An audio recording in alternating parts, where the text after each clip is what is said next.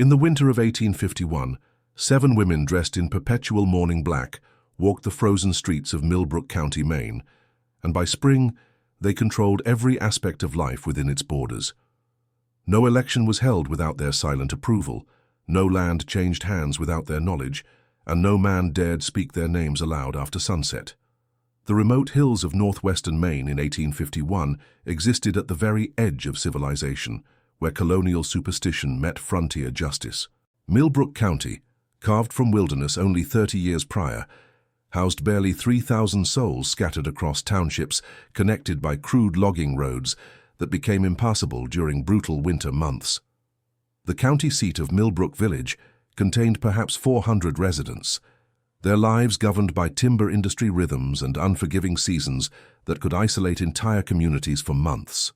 This was an era when a woman's social standing depended entirely upon her relationship to men, when widowhood represented not just personal loss, but economic catastrophe.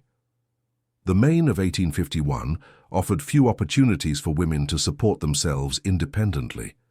Most widows faced stark choices: remarriage, dependence upon reluctant relatives, or destitution. Yet in this unforgiving landscape, 7 women would discover a different path entirely. The religious atmosphere retained deep Puritan influences, though Great Awakening fervor had given way to more pragmatic spirituality. Sunday services remained mandatory social gatherings, but weekday conversations often turned to older beliefs that predated Christian settlement. The Abenaki peoples had considered these particular hills sacred, and local folklore spoke of places where the boundary between living and dead grew thin. Such tales were officially discouraged by ministers, but privately, many residents took precautions that would have seemed familiar to their Salem ancestors. The county's isolation fostered an insular community where everyone knew everyone else's business. Yet paradoxically, this same isolation could conceal secrets for decades.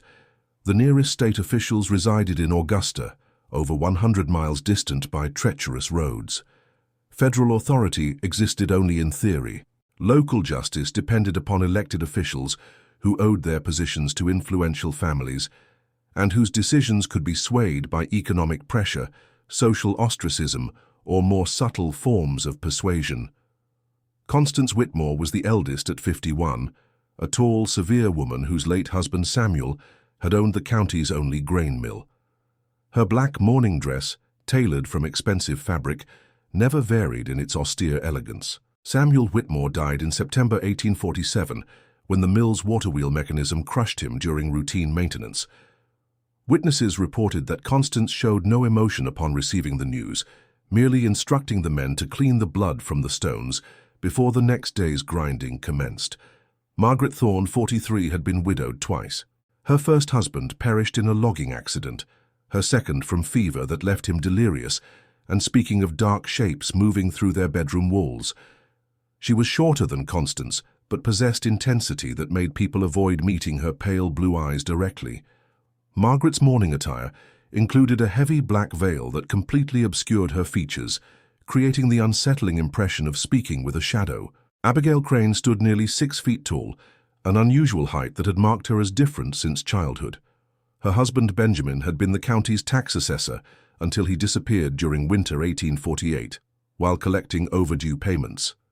Search parties found his horse wandering near Blackwater Pond, but Benjamin's body never surfaced, despite weeks of dragging the partially frozen water. Abigail's mourning dress hung loose on her angular frame, giving her the appearance of a scarecrow, animated by unnatural purpose. Eleanor Marsh was 38 and had been considered the most beautiful woman in the county before her husband's death. Thomas Marsh had served as local magistrate until sudden illness confined him to bed for 3 weeks in early 1849. During his final days, Thomas repeatedly claimed that Eleanor was feeding him something that tasted of copper and earth. The doctor attributed these accusations to fever-induced delirium, but Thomas died clutching a handful of black soil that no one could explain. Patience Crowley, the youngest at 29, had married the county's wealthiest man, merchant Isaiah Crowley, when she was barely 17. Isaiah controlled most regional trade with Boston and Portland until his heart gave out during what his physician described as a fit of inexplicable terror in summer 1849. Servants reported that Isaiah spent his final weeks refusing to enter rooms where patients waited, claiming he could smell graveyards on her clothing. Mercy Blackwood was 45 and had operated the county's largest boarding house alongside her husband Jeremiah, until his death in a stable fire that consumed only the building where he slept, leaving the main house mysteriously untouched. Witnesses reported that Jeremiah's screams lasted far longer than should have been possible, and that Mercy watched the blaze from her front porch without attempting to save him. The seventh widow, Charity Sorrow, was 35 and notable for her complete silence regarding her husband's death. Ezekiel Sorrow had been the town's undertaker until March 1850, when he was found dead in his own preparation room, lying on the table typically reserved for his clients. The physician could identify no cause of death, noting only that Ezekiel's expression suggested he had seen something that filled him with absolute terror. The first recorded instance of the 7 women acting in concert occurred in May 1850. County records show all 7 widows purchasing adjacent properties along Cemetery Road in simultaneous transactions, suggesting coordination that would have required extensive prior planning. Local residents began noticing changes almost immediately. The widows appeared in town only on specific days, always together, always dressed in identical black mourning attire that showed no signs of wear typical of frontier life. By autumn 1850, the 7 women had established what became known as the Mourning Circle.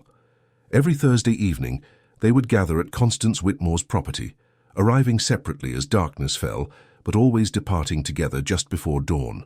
Their meetings coincided with an increase in unusual events throughout the county. Livestock sickened and died without apparent cause. Wells that had never run dry suddenly produced only brackish water. Children woke screaming from nightmares they could not remember. The widow's influence over county affairs became apparent during the election season of late 1850. For the first time in Millbrook County's history, every contested race was decided by margins so narrow that individual votes could be identified. Candidates who had previously enjoyed widespread support found themselves losing by precisely the number of votes that the widows and their known associates could provide. Every winning candidate had received visits from members of the Mourning Circle during the weeks preceding the election. A surviving letter from defeated mayoral candidate Robert Henley to his brother in Boston, dated November 20, 1850, provides insight into the widow's methods. Henley wrote, "They came to my door at twilight, 3 of the black-clad women whose names I dare not commit to paper. They spoke no threats, made no demands, merely asked if I understood my position in the coming election. When I inquired what they meant, the tall one smiled, and I felt as though winter had entered my very bones. I withdrew my candidacy the following morning, though I cannot explain why their visit affected me so profoundly. The newly elected officials quickly demonstrated their loyalty to the Mourning Circle. Property taxes were restructured to favor the widows' holdings. County contracts were awarded exclusively to merchants who had pledged cooperation with the 7 women. Most significantly, a new ordinance required all deaths in the county to be reported directly to a board consisting entirely of the widows themselves. By spring 1851, the Mourning Circle controlled not only political appointments, but also the county's economic infrastructure. Constance Whitmore's mill processed all grain grown in the region. Margaret Thorne had acquired ownership of the primary logging operation. Abigail Crane assumed her late husband's role as tax assessor, though she expanded the position's authority far beyond its original scope. Eleanor Marsh established herself as the unofficial arbiter of legal disputes. Patience Crowley controlled trade routes. Mercy Blackwood's boarding house became mandatory lodging for all visiting officials. Charity Sorrow continued her late husband's undertaking business, but expanded its scope to include what she described as spiritual consultation. The extent of the widow's control became clear during summer 1851, when Massachusetts textile manufacturer Jonathan Whitmore attempted to establish a factory in Millbrook Village. Whitmore possessed capital sufficient to transform the county's economy and had secured preliminary agreements with local officials. His project would have brought jobs, infrastructure improvements, and connections to the broader New England industrial economy. Jonathan Whitmore's correspondence documents his increasingly desperate attempts to overcome obstacles that seem to materialize without logical explanation. Shipments of building materials disappeared between Boston and Millbrook. Workers hired from outside the county became inexplicably ill after spending single nights in local accommodations. Local workers simply refused employment, offering no explanations beyond muttered references to the women in black. Whitmore's final letter, dated August 15, 1851, revealed his encounter with the Mourning Circle. Last evening, I became aware of voices in the hallway outside my door at Mrs. Blackwood's establishment. 7 women were speaking in tones so low I could not distinguish words, but their conversation continued for what seemed like hours. When I finally opened the door to investigate, the hallway was empty, yet the voices continued from within the walls themselves. This morning I discovered that every document related to my factory project had been reduced to ash, though nothing else in my room showed signs of fire damage. The failure of Whitmore's factory project demonstrated the Mourning Circle's ability to coordinate resistance that appeared organic, while being entirely artificial. Those few residents who attempted to support outside investment, despite the widow's opposition, faced increasingly unsettling consequences. Thomas Fletcher, a local carpenter who had publicly endorsed the factory project, documented his experiences in a diary discovered after his death. Fletcher's entries describe a series of encounters. August 20th, found my tools arranged in a perfect circle in the barn this morning. August 23rd, wife claims she sees figures in black standing at the edge of our property after dark.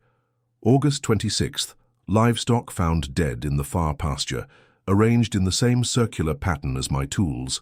August 30th, the women came to my door today. Did not speak to me directly, but told my wife that some debts transcend money and some obligations transcend death.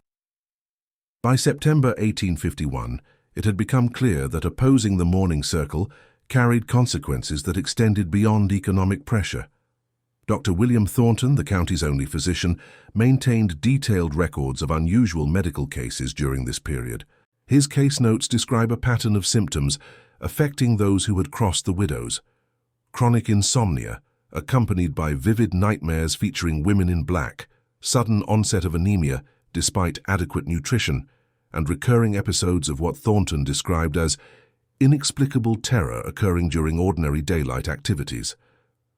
The physician's most detailed case study involved Samuel Morrison, a farmer who had refused to sell his land to the widows despite increasingly generous offers.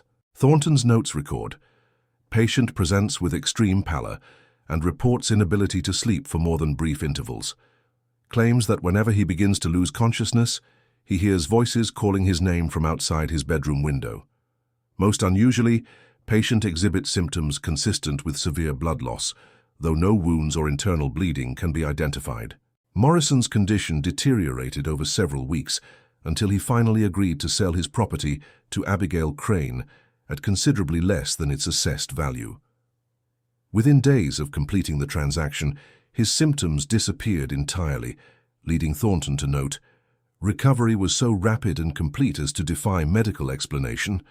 While I hesitate to attribute healing to any factor other than natural recovery, the timing suggests correlation with resolution of the patient's property dispute." As autumn approached, the informal ban on speaking about the Mourning Circle became formalized through social pressure that felt increasingly like physical law.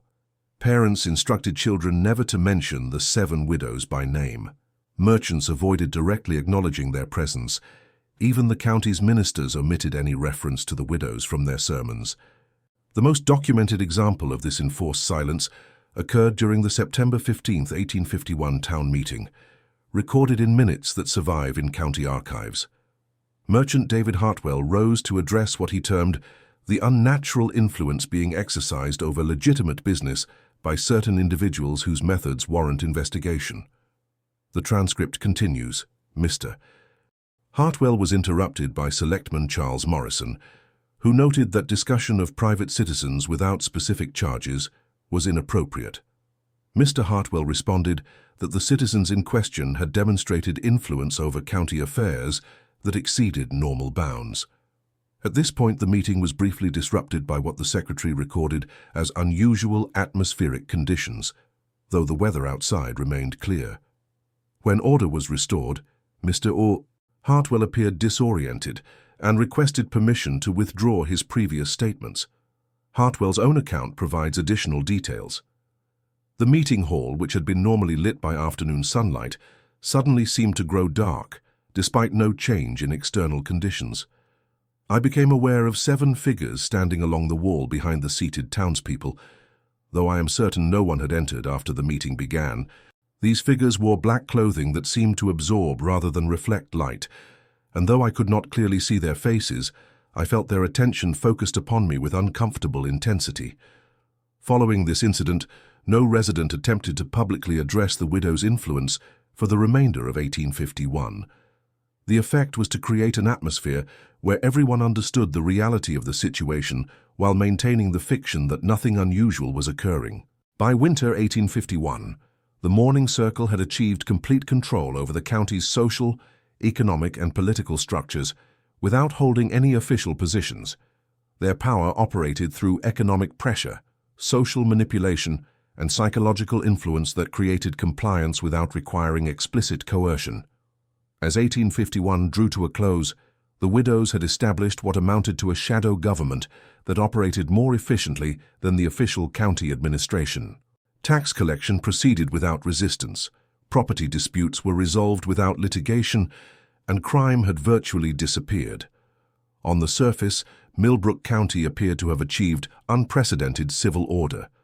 Below the surface, residents lived in psychological subordination that few understood and none dared discuss openly. The arrival of winter brought intensification of the widows' activities. Their Thursday evening gatherings continued, despite weather conditions that made travel dangerous for ordinary residents. Observers reported seeing the 7 figures moving through blizzards that should have made such travel impossible, their black forms visible against the snow despite the absence of lanterns. The most significant development was the disappearance of county records that might have documented the widow's rise to power. The process began selectively, with specific documents vanishing from files while leaving surrounding paperwork untouched. The pattern revealed systematic targeting of any documentation that referenced the Mourning Circle's activities or the circumstances surrounding their husbands' deaths. County Clerk Harrison Mills documented his growing alarm in a private journal discovered during courthouse renovations in 1923. The Whitmore land transfers have vanished from the deed records. All documentation related to the election disputes has been removed from the files. I am beginning to suspect that these disappearances are not random theft, but deliberate erasure of specific information. Mills's final entry, dated January 15, 1852, revealed the completion of this process. The systematic removal of records has now encompassed virtually all documentation that might illuminate the unusual circumstances of recent years. I have discovered that my own memory of specific incidents has become unclear, as though the disappearance of written records has somehow affected my ability to recall the events they once documented. The erasure of documentation was accompanied by what appeared to be selective memory loss among residents who had witnessed significant events. People who had previously spoken privately about the widow's activities began expressing uncertainty about what they had actually seen or experienced. By spring 1852, the Mourning Circle had achieved something far more complete than political control. They had effectively rewritten the recent history of Millbrook County. Official records no longer contained evidence of their controversial rise to power, and residents' memories had been altered to match the sanitized documentary record. The most complete surviving account comes from Margaret Foster, a teenage girl whose family moved to Millbrook County in late 1852. As a newcomer with no previous exposure to the Mourning Circle's influence, Foster could observe their operations with clarity that long-time residents had lost. Her diary provides the only detailed contemporary description of the widows at the height of their power. Foster's entry from October 15, 1852, recorded her first encounter, attended church services today, and observed 7 women dressed in identical black mourning attire seated together in the final pew. Their presence created an unusual atmosphere that I cannot adequately describe. Other parishioners seemed simultaneously aware of and indifferent to these women, acknowledging them through subtle changes in posture and tone, while never directly addressing them. The Foster family departed Millbrook County in December 1852 after less than 3 months' residence. Margaret Foster's final diary entry provided her most detailed analysis. I have concluded that this community exists under a form of governance that operates entirely outside normal legal and social structures. The 7 women in black exercise authority that appears to be universally acknowledged, while never being officially recognized. Most remarkably, this system of control has become so thoroughly integrated into daily life that participants seem genuinely unaware of its artificial nature.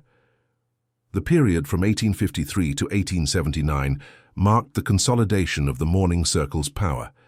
During this time, Millbrook County developed a reputation throughout Maine as an unusually well-governed region where crime was virtually non-existent and economic development proceeded in orderly fashion. State officials who visited invariably returned with positive reports that emphasized the effectiveness of local leadership while failing to identify the specific individuals responsible. The beginning of the end came through natural processes of aging and death. Constance Whitmore, the eldest, died in her sleep during winter 1873. Her funeral was attended by virtually every county resident. The surviving 6 widows conducted the arrangements themselves, and Constance's burial occurred at midnight in a private ceremony. The location of her grave was never publicly revealed. Following Constance's death, residents began reporting subtle changes in daily life. Business transactions required more negotiation. Political campaigns became competitive rather than predetermined. Property crimes, virtually unknown during the peak of the widow's influence, began occurring with frequencies typical of comparable rural counties. The remaining widows died in sequence: Margaret Thorne in 1874, Abigail Crane in 1875, Eleanor Marsh in 1876, Patience Crowley in 1877, and Mercy Blackwood in 1878. Each death followed the same pattern: massive community attendance, private burial arrangements, and unmarked graves. Charity Sorrow, the final surviving member, lived alone on Cemetery Road until her death in early 1879. Local residents reported that her house remained illuminated throughout every night during her final years, though neighbors never observed her lighting lamps or candles. Her death occurred on the same Thursday evening when the widows had traditionally held their meetings. Within months of Charity's death, county records began disappearing in a pattern that reversed the selective preservation efforts of earlier decades. By 1880, virtually all official documentation of the Mourning Circle's activities had been eliminated from accessible archives. The memory loss phenomena that had affected earlier generations now reversed itself, but incompletely and inconsistently. Some residents began recalling events they had previously forgotten, while others found their memories becoming even more confused. The net effect was to create multiple conflicting accounts that made reconstruction of accurate records impossible. By 1885, Millbrook County had developed a reputation throughout Maine as a place where the past remained deliberately obscure, where official records contradicted local memory, and where longtime residents spoke in careful generalities about events that should have been clearly remembered. A state investigation conducted in 1887 produced the most comprehensive official attempt to understand the county's anomalous history. The investigation uncovered physical evidence that could not be reconciled with available documentation. Cemetery Road contained 7 house foundations that showed signs of deliberate demolition, though no records existed of building permits or demolition orders. The foundations were constructed using techniques and materials not documented in any other county structures. During the 1890s, renovation of the courthouse basement revealed a hidden room containing what appeared to be the personal effects of the 7 widows. The collection included 7 identical black dresses preserved in perfect condition despite decades of storage, along with documentation that described meetings, decisions, and activities spanning 1850 to 1879. However, these documents raised more questions than they answered. describing governance methods that seem to combine municipal administration with practices resembling folk magic. The final documented reference to the Mourning Circle appeared in 1903 in a letter written by elderly resident Martha Henley.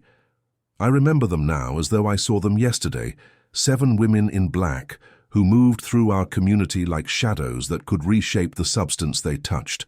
They spoke rarely but were always heard, appeared infrequently but were constantly present in our thoughts and decisions. Most clearly, I remember the Thursday evenings when they gathered, and how the entire county seemed to hold its breath until dawn released us from whatever transpired during those meetings.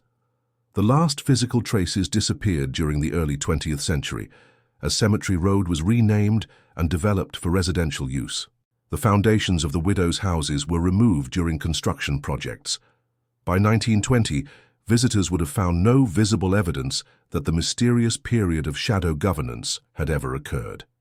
Today, Millbrook County maintains its reputation as one of Maine's most well-governed rural regions, though few current residents are aware of the mysterious decades that established this tradition. The courthouse basement where the widow's effects were discovered was sealed during renovations in the 1950s, and the current location of those documents is unknown. Perhaps most significantly, the cemetery where Charity Sorrow was buried has been relocated twice during the past century. County records indicate that all graves were properly moved, but no headstone or burial record for the final member of the Mourning Circle has been located at either of the new cemetery sites. The story of the Mourning Circle ultimately stands as a reminder that American history contains episodes that defy conventional explanation and challenge our understanding of the relationship between official authority and actual power. In the remote hills of 19th century Maine, 7 women in black discovered ways to reshape their community that transcended the limitations typically imposed by law, tradition, and democratic accountability. Whether their influence should be remembered as effective governance or a cautionary tale about unchecked authority remains an open question, made more complex by our inability to fully understand the methods they employed. What remains certain is that for nearly 30 years, Millbrook County operated under shadow governance that achieved remarkable results while leaving almost no trace of its existence. The Mourning Circle's legacy persists, not in documentation or physical evidence, but in the enduring mystery of how 7 widows in black transformed an ordinary frontier community into something extraordinary, then ensured that the secrets of their success would die with them, leaving behind only questions that may never find answers.